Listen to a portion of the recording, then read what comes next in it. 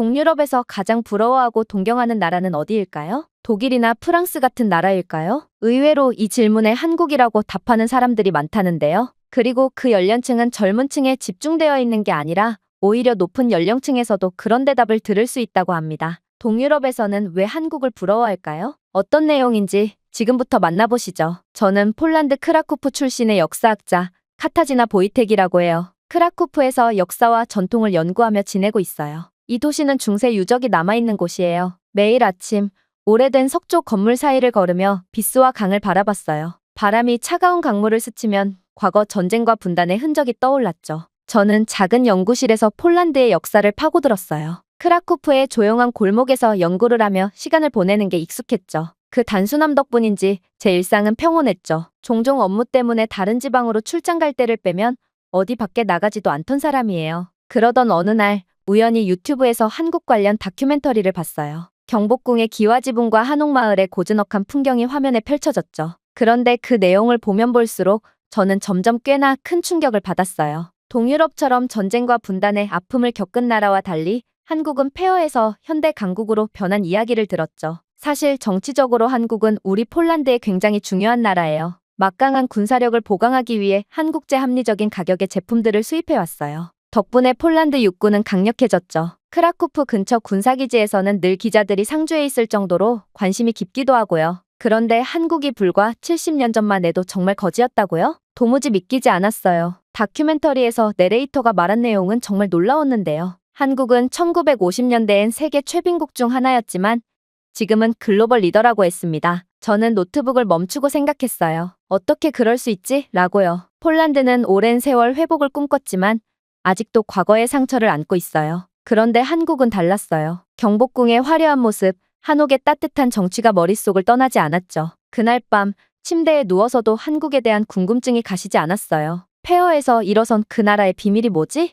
역사학자로서 그리고 한 사람으로서 알고 싶었어요. 다행스럽게도 다른 나라 역사 관련 연구를 이유로 지원금을 받을 수 있었어요. 사실 제가 일하는 크라쿠프 대학교에선 연구비 지원이 꽤나 관대했죠. 지방으로 출장을 가거나 역사와 관련된 인물들을 만나 밥을 먹어도 그건 연구비의 일환으로 인정받았어요. 그래도 혹시나 하는 마음에 한국행을 신청했어요. 연구실 책상에 앉아서 결제 요청서와 계획서를 썼죠. 한국의 전쟁 후 재건 역사를 연구하겠다고 적었어요. 당연히 관련 인물 인터뷰도 하고 한국의 대학에 방문해서 자료를 설명 듣기도 하는 일정도 있었지만 추가로 경복궁 방문, 한옥마을 탐방 계획까지도 꼼꼼히 썼어요. 서류를 제출할 때 손이 살짝 떨렸어요. 이게 터무니없어 보일 수도 있겠다라는 걱정이 들었죠. 그런데 며칠 뒤 뜻밖의 소식을 들었어요. 총장님이 저를 보자고 하셨대요. 순간 긴장됐어요. 연구실에서 커피를 마시다 컵을 내려놓고 생각했어요. 터무니없는 신청이라고 반려당하면 어떡하지라는 걱정이 밀려왔던 거예요. 근데 뜻밖에도 총장님의 반응은 달랐어요. 서류를 보며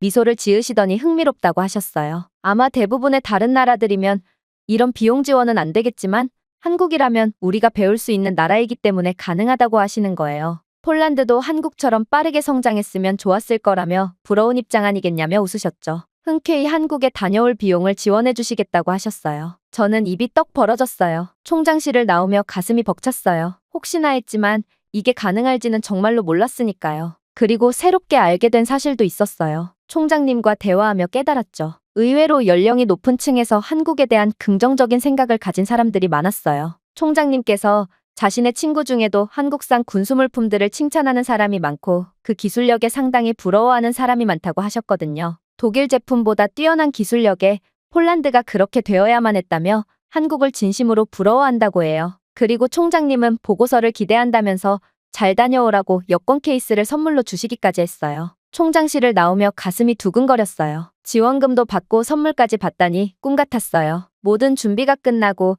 크라쿠프 공항으로 가는 길에 그 케이스를 가방에 넣었어요. 이제 정말 한국에 간다는 실감이 들었죠. 총장님의 격려가 저를 더 설레게 했어요. 환승까지 해가며 아주 오랜 시간 걸려 드디어 인천공항에 도착했어요. 장시간 비행하느라 한국에 한 번 가는 게 정말 쉽지 않다는 걸 느끼며 솔직히 비행시간이 너무 길어서 약간의 후회를 조금 할 정도로 힘들었던 건 사실인데 한국에 도착하자마자 완전 별천지 세상을 구경하느라 그 피로도 잠시 잊었어요. 비행기에서 내리자마자 넓고 깨끗한 터미널이 눈에 들어왔고 유리천장이 햇빛을 반사하며 반짝였죠. 유럽의 그 어느 공항도 한국의 공항보다 좋지 못할 거라고 확신을 가진 채 공항을 나와 서울로 가는 버스에 올랐어요. 창밖으로 한강이 보였죠. 잔잔한 물 위로 다리들이 멋지게 놓여 있었어요. 곧 빌딩 숲이 시야를 채웠는데 유리로 된 고층 건물들이 끝없이 이어졌죠. 저는 눈을 떼지 못했어요. 낯선 설렘이 가슴을 채웠고 여기가 한국이구나 싶었죠. 과연 경제대국 글로벌 리더답게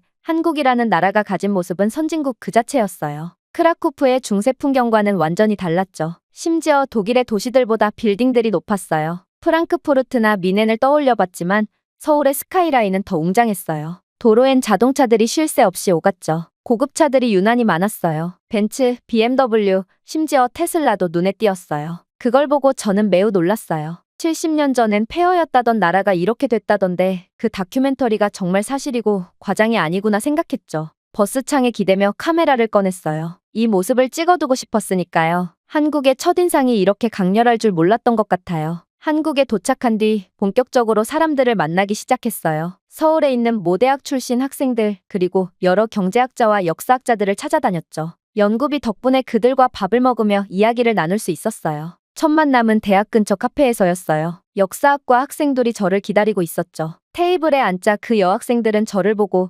폴란드에서 오셨다니 신기하다며 반겨주었고 화기애애한 분위기 속에서 인터뷰를 진행할 수 있었어요. 저는 준비한 질문을 꺼냈어요. 한국이 어떻게 이렇게 빨리 성장했는지에 대해 어떤 생각을 가지고 있는지 말이죠. 그 학생들과 정말 오랜 시간 대화를 했어요. 그리고 식당에서 경제학자와 만날 땐 노트북을 펴고 통계를 들여다봤어요. 한국에서의 매일이 새로웠어요. 새로 알게 되는 사실도 많고 다큐멘터리에서 다 말 못했던 다양한 이야기들을 들었죠. 그러면서 느낀 점들이 있었어요. 한국인들이 무엇보다도 다들 근면성실하다는 거였죠. 학생들은 새벽까지 도서관에 남아 책을 읽었고 시험 때문에 정신없다고 웃었지만 눈빛엔 포기가 없었죠. 제가 만난 역사학자는 한국은 멈추면 뒤처진다고 믿는다고 했어요. 경쟁에서 뒤처지지 않으려는 치열한 모습이 있었어요. 크라쿠프에선 느긋하게 연구하는 분위기가 익숙했는데 여기선 달랐어요. 식당에서 만난 경제학자는 밤늦게까지 자료를 정리한다고 했죠. 그 열정이 저를 놀라게 했어요. 그리고 깨달았어죠. 그 기질이 한국 내에서 국한된 게 아니라는 걸요. 글로벌 무대에서도 작동했어요. 예를 들어볼게요. 삼성전자가 어떻게 세계 스마트폰 시장을 장악했는지 들었어요. 2000년대 초만 해도 노키아가 앞섰지만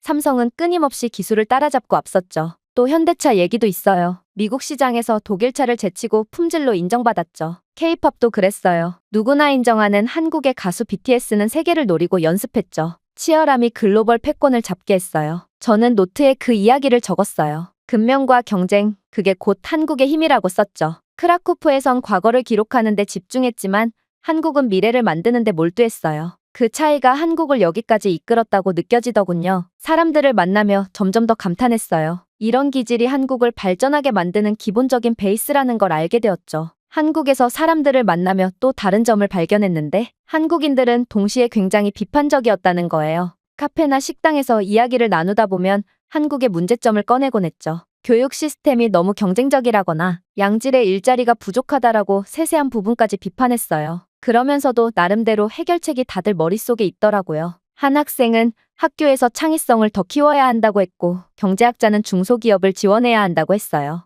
물론 자신이 처한 상황과 자신이 가진 지식적 배경의 한도 내에서 해결책을 제시하고 있었죠. 이게 무슨 이야기냐면 한국인들은 각자 한국의 문제점에 대해 다른 생각을 가지고 있었어요. 해결책도 다 달랐죠. 오히려 그래서 협의가 안 되는 경향도 있다고 말하기도 했어요. 한 역사학자가 웃으며 모두가 똑똑해서 문제라고 농담삼아 말하기도 했죠. 정말 그랬어요. 모두가 똑똑해서 생각이 다르고 자신의 주장이 맞다고 믿었어요. 그런데 놀라운 건 그 주장에 나름대로 근거가 있다는 거였어요. 저는 노트에 또 하나를 적었어요. 비판 속의 다양성이라고 적었죠. 세계에서 가장 지능이 높은 민족으로 유대인과 한국인이 꼽힌다는 이야기가 사실 같았어요. 그 치열한 머릿속이 느껴졌어요. 그러면서도 동시에 한국인들은 모두 자신의 나라에 자부심이 있다는 걸 알았어요. 비판적인 이야기에 많은 시간을 쓰길래 저는 폴란드 사람 입장에서 말을 꺼냈어요. 한국은 이렇게 빠르게 성장했고 세계에서 인정받는데 부럽네요 라고 했죠. 그럼 다들 미소를 보였어요. 한 학생은 그건 인정하고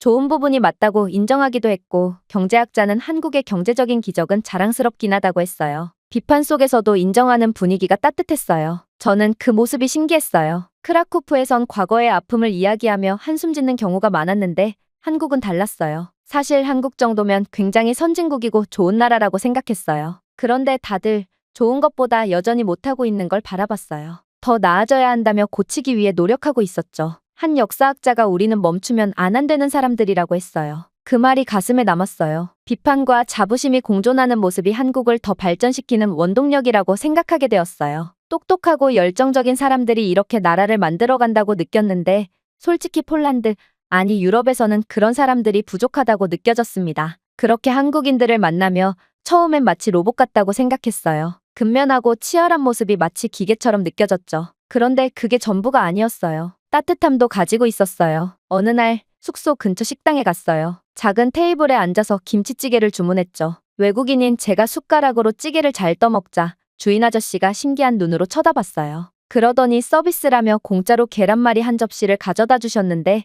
저는 깜짝 놀랐어요. 정말요? 라고 물었죠. 아저씨는 고개를 끄덕이며 맛있게 먹으라는 듯이 손짓을 하며 웃으며 뒤돌아갔죠. 그 따뜻한 말에 마음이 녹았어요. 처음엔 몰랐어요. 크라쿠프에선 음식을 더 달라고 하면 돈을 내야 했으니까요. 나중에 알게 되었는데 한국에선 반찬이 언제나 무료이고 더 달라고 하면 더 준대요. 아저씨는 제가 외국인이라 그런 문화를 모를까봐 서비스라고 말하며 챙겨준 거였어요. 이런 따뜻함이 한국에 있구나 생각했어요. 로봇 같던 인상이 완전히 바뀌었어요. 그리고 또 놀란 게 있었어요. 동유럽에서 흔한 택시 사기를 안 당했어요. 크라쿠프에선 외국인이라고 길을 돌아가거나 부당한 요금을 청구당한 적이 많다며 뉴스에 나오기도 했죠. 그런데 한국에선 달랐어요. 어느 날 경복궁에서 택시를 탔어요. 기사님이 어디서 왔느냐, 한국에 무슨 일로 왔느냐며 궁금해하셨어요. 대화가 자연스러웠어요. 목적지에 도착하자 요금도 정확했어요. 기사님은 저에게 한국에서 잘 즐기다 가라며 웃으셨죠. 저는 감탄했어요. 외국인이라고 속이지 않는 정직함이 좋았어요. 그리고 긴장을 풀어주는 그 말들도 고마웠죠. 모두가 저에게 친절하게 대해줬어요. 식당 아저씨, 택시 기사님, 길에서 만난 사람들까지요. 이런 따뜻함이 한국을 더 사랑하게 했어요. 로봇 같던 첫인상이 부끄러울 정도로 정이 넘쳤는데 말이죠. 한국에서 보낸 시간이 쌓이다 보니 보고서를 작성해야 했어요. 숙소의 작은 책상에 앉아서 노트북을 켰죠. 창밖으로 서울의 야경이 반짝였어요. 총장님이 기대하신다고 하셨던 말이 떠올랐어요. 펜을 들고 노트에 먼저 생각을 정리했어요. 그동안 만난 사람들, 본 풍경, 느낀 점들을 적기 시작했죠. 많은 걸 적고 있었어요. 페이지가 금세 채워졌어요. 그런데 쓰다 보니 한 가지 핵심이 머릿속에 떠올랐어요. 한국이 이렇게 된 근본엔 한국인들이 가진 그 기질 덕분이라는 거였어요. 보고서에 썼어요. 한국은 여러 분야에서 여전히 뛰어나고 우수해요라고요. 경제, 기술, 문화에서 세계를 이끄는 모습이 놀라웠어요. 삼성의 스마트폰, 현대차의 품질, BTS의 글로벌 영향력을 예로 들었죠. 역사학자로서 과거를 돌아봤어요. 70년 전 폐허였던 나라가 이렇게 변했어요. 그 중심엔 근면함과 치열함이 있었고 한국인들이 포기하지 않고 경쟁에서 앞서려는 기질이 나라를 만들었어요. 저는 키보드를 두드리며 감탄했어요. 이런 힘이 어디서 나오는 걸까? 하고요. 그러면서 비교가 되더라고요. 폴란드를 포함한 동유럽 국가들은 한국과 달랐어요. 우리는 유럽 땅에 있잖아요. 인접한 나라들이 적대적이지 않고 경제 협력을 할 수 있는 환경이에요. 독일, 체코와 국경을 맞대고 교류했죠. 그런데도 불리한 지리적 위치를 가진 한국보다 성적이 훨씬 나빠요. 한국은 바다에 둘러싸여 있고 과거엔 전쟁으로 고립됐어요. 크라쿠프의 중세 유적은 자랑스러운 역사지만 현대적 성장은 느렸어요. 반면 한국은 달랐습니다. 불리함을 극복하고 세계 무대에 섰죠. 저는 노트에 핵심 문장을 적었고 거기에 형광펜으로 밑줄을 그었어요. 기질의 차이라고 썼어요. 보고서를 쓰며 깨달았어요. 한국인들의 비판적인 태도, 따뜻함, 자부심이 모두 그 기질에서 나왔어요. 식당에서 받은 서비스 반찬, 택시 기사의 친절함도 단순한 우연이 아니었죠. 그들이 나라를 사랑하고 더 나아지려는 마음이 담겨 있었다는 마지막 문장을 썼어요. 이걸 총장님께 보여드리면 놀라실 거예요. 한국이 이렇게 대단한 나라라는 걸 알게 될 테니까 말이죠. 참, 그리고 한국에 온 뒤로 SNS에 사진 몇 장을 올려놨었어요. 경복궁 앞에서 찍은 셀카, 한강에서 본 야경, 시장에서 먹은 떡볶이 사진이었죠. 그냥 가볍게 여행 기록으로 남긴 거였어요. 그러다 한국 일정이 모두 끝나고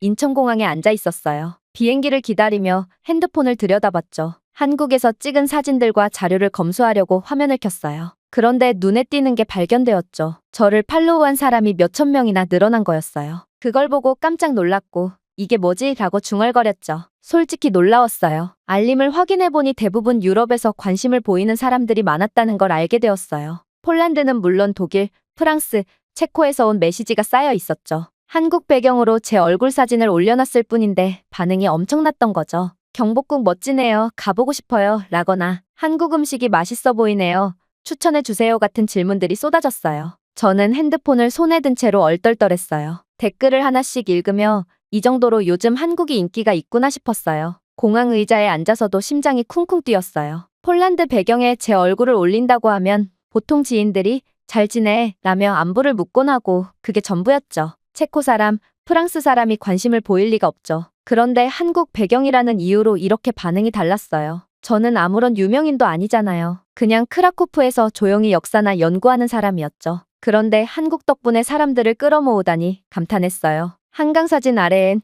정말 아름다워요라는 댓글이 달렸고 떡볶이 사진엔 이거 먹으러 한국 가고 싶다는 글이 있었어요. 한국의 매력이 이렇게 널리 퍼져 있다는 게 신기했어요. 비행기 탑승 시간이 다가올 때까지 자료 정리는 안 하고 댓글들만 읽어봤어요. 탑승 직전 결국 핸드폰을 가방에 넣으며 생각했어요. 한국은 정말 대단한 나라구나라고요. SNS 화면을 끄면서도 그 반응들이 머릿속에 남았어요. 폴란드로 돌아가서도 이 이야기를 잊을 수 없을 것 같았어요. 인천공항에서 비행기를 타고 크라쿠프로 돌아가는 길이었어요. 창밖으로 멀어지는 한국 땅을 바라봤죠. 하늘 위에서도 마음이 가라앉지 않았어요. 이제 마무리할 때가 됐어요. 한국에서 보낸 시간, 만난 사람들, 느낀 감정들이 머릿속에 가득했어요. 보고서를 정리하며 마지막 문장을 썼어요. 한국은 부러울 수밖에 없는 나라라고요. 근면함, 따뜻함, 세계를 이끄는 힘이 있는 나라였어요. 이렇게 제 한국 연구의 1챕터는 이렇게 마무리됐어요. 한국은 제 연구의 한 장을 채웠지만 끝이 아니라고 느낍니다. 더 알고 싶고 더 느끼고 싶은 나라가 되었어요. 한국 덕분에 제 시야가 넓어졌다고 느꼈고 이 부러움과 사랑이 나를 다시 한국으로 이끌 거라는 확신이 들었다는 말씀드리며 제 이야기는 마칠게요. 감사합니다. 오늘의 영상은 여기까지입니다. 그리고 지금 화면에 나오는 영상을 아직 시청하지 않으셨다면 지금 바로 시청해보세요. 재미있는 다음 사연이 기다리고 있습니다. 감사합니다.